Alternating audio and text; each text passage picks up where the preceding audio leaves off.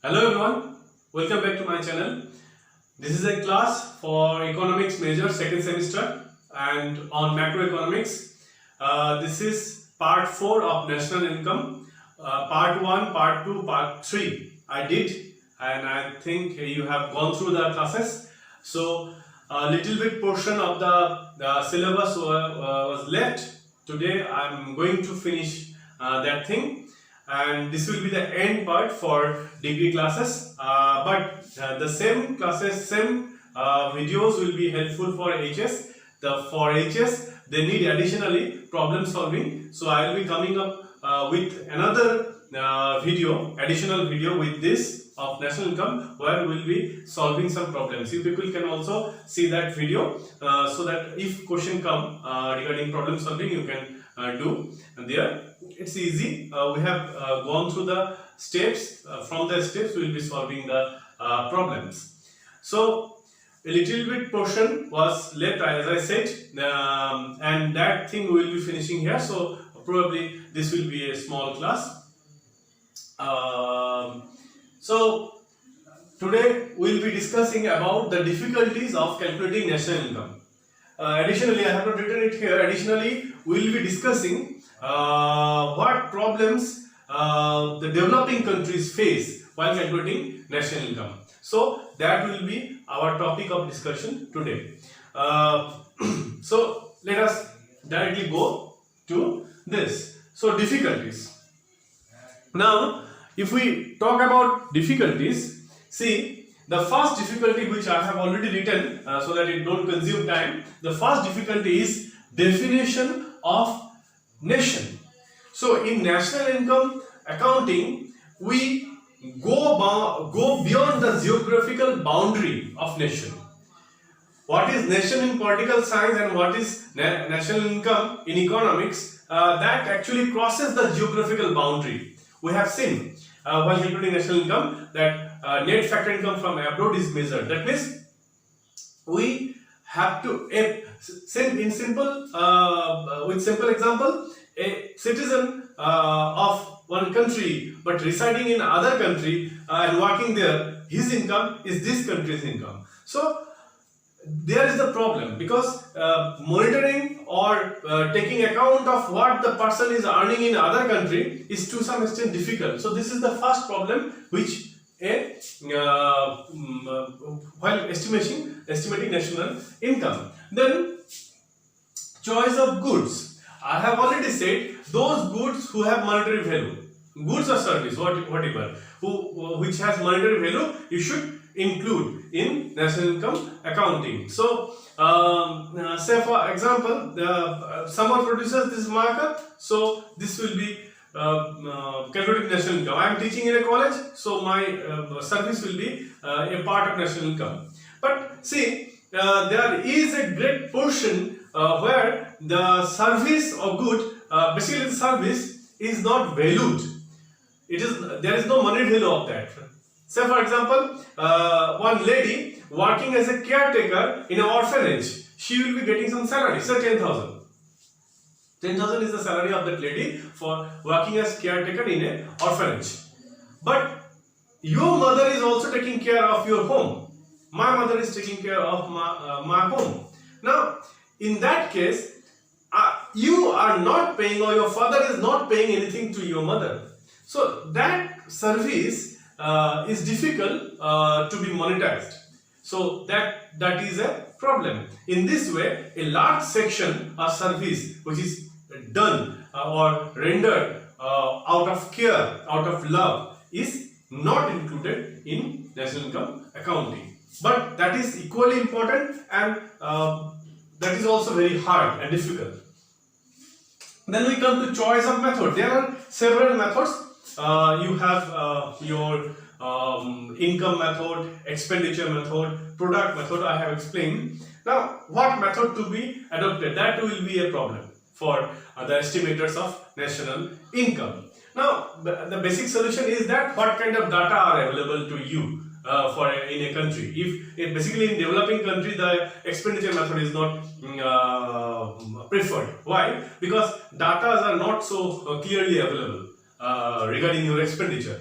Because if I ask you how many of you take cash memo after purchasing something, so very few will be saying that. Or in cases of particularly mobile or laptop purchase, you take cash memo. In normal purchase, you don't take cash memo. So these data are not available of your expenditure. So expenditure method will not be available, not be suitable for developing countries, as we have seen. Now, stage of economic activity, which stage of economic activity should be taken, or income of which stage should be taken into national income accounting, that is another problem. Now, here the basic idea is to solve this problem. The basic idea is you based on the objective of calculating national income. Why the national income is calculated? You depend on that. I have to see my camera time and again so that it is focused. Otherwise, it becomes blurred. So, say for example, the objective of calculating national income is to see the growth rate of the economy. So basically, definitely there will be production method will be preferred in this case, because growth rate, production, these things are directly related. But if the objective is to know the level of welfare of a country, so in that particular case, expenditure method is very much helpful. Production method is little bit of production or income method is little bit not appropriate in these cases. Now we come to double counting. So I explained the problem. Double counting means while calculating the same thing for more than once in national income accounting. So we have seen in the production method this problem basically comes. We have also seen the solution, but no doubt there is a solution, but this is a problem, we have to agree. So this is a problem which countries face. That means, say I have given the example of milk. I think so out of the milk you can directly purchase the milk for consumption. So it is a final good. But if a person purchases the milk and he produces sweets out of the milk and sell it, so if you calculate the value of milk and calculate the value of sweet, you are calculating the value of milk twice, in milk and in sweet. So this is a problem. We explained the things earlier. So you go through the I think third video or second video. There it will be third video. It will be clear. So this is a problem. Then this is another problem. Illegal income. I said you that illegal income should not be included. So that was a simple thing. I said illegal income should not be included. But what happens? There is a parallel economy in most of the countries. Basically, developing countries, they are facing more problem. This illegal income is such a huge income, unreported, unaccounted income is such a huge income. If you ignore that income, if you don't include that income in national income accounting, your national income will look small, but the real income is very big. But why your national income is looking small? Because you are not taking into account that particular income which is coming from illegal activity. Say for example, let me give one example. Say particular, there is a country X name. There is a country named X. In that country, there is no economic activity as such. Very little economic activity. Industrial production is very low. They import and all these things they do. But what they do, they produce opium, what to say, or you can say drugs or whatever.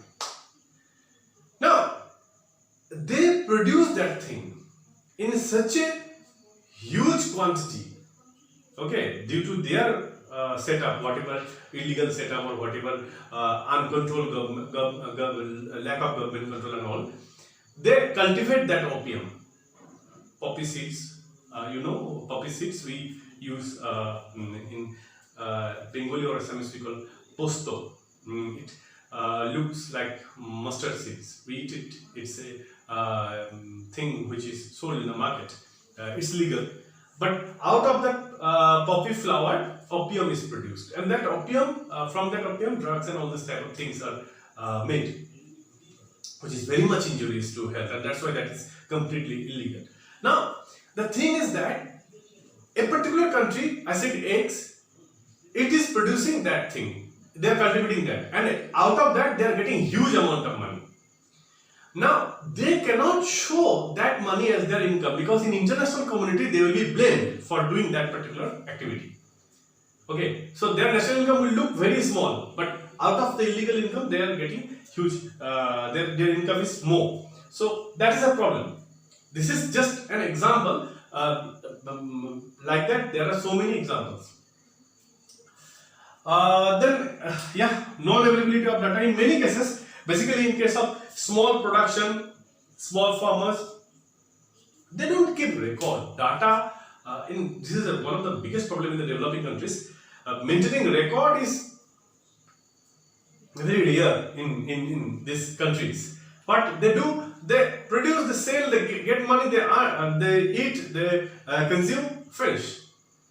So record keeping, basically medium or large scale industries, they keep good records in a well structured manner. But this type of small economic activities are not recorded well, and that's why it can give you misleading information.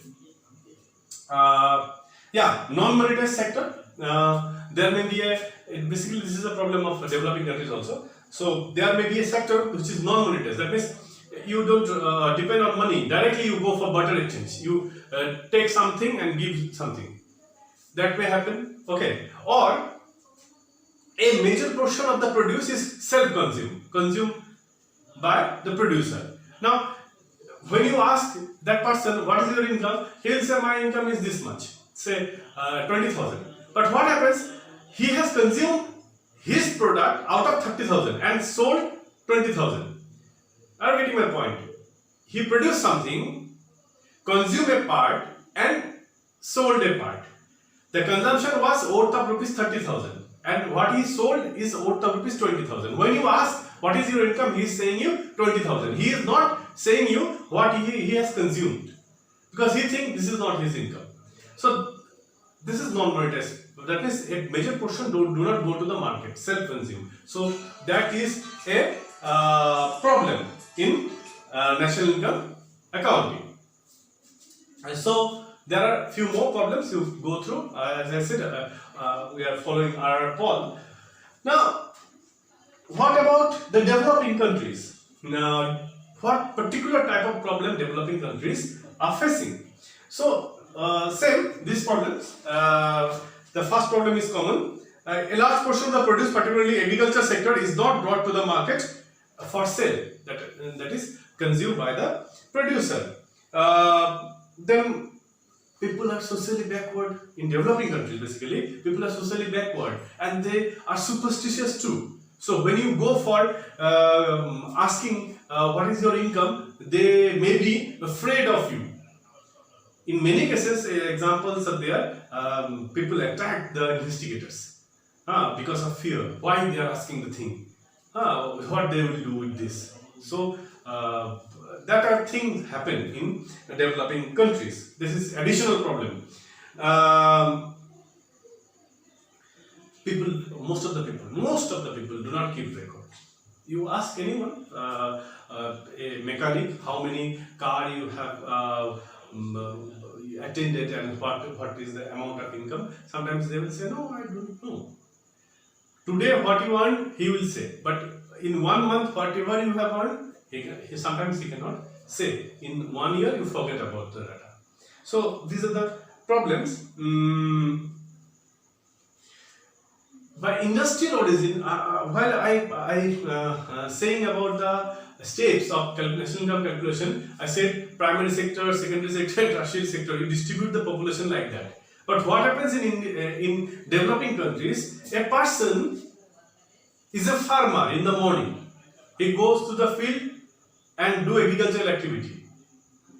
And in the evening, he sells tea, or he has a tea shop. He run that thing.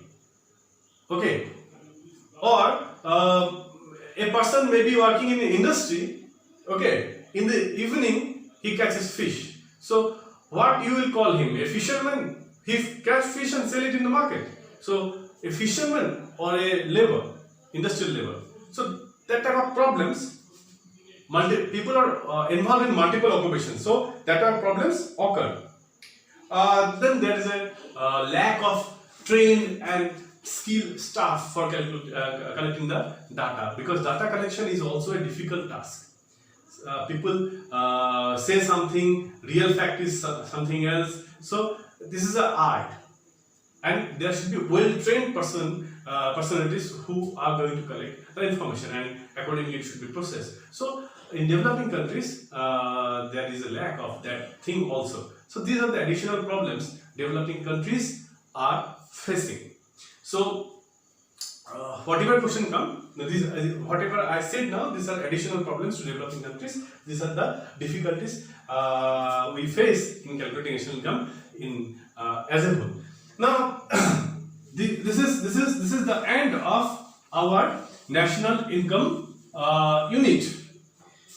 As I said, I am repeating, I will be coming with another part, one additional part, and that part will be basically relevant for higher secondary students. With this, along with part 1, part 2, part 3, part 4, which is needed for higher secondary. Part 4, additional part, that may be part 5, that will be also needed, because we will be doing some problem solving in that particular part. And degree students also follow that part, so that your concepts are more clear. So with this, we end here. Please stay at home, stay safe. Thank you.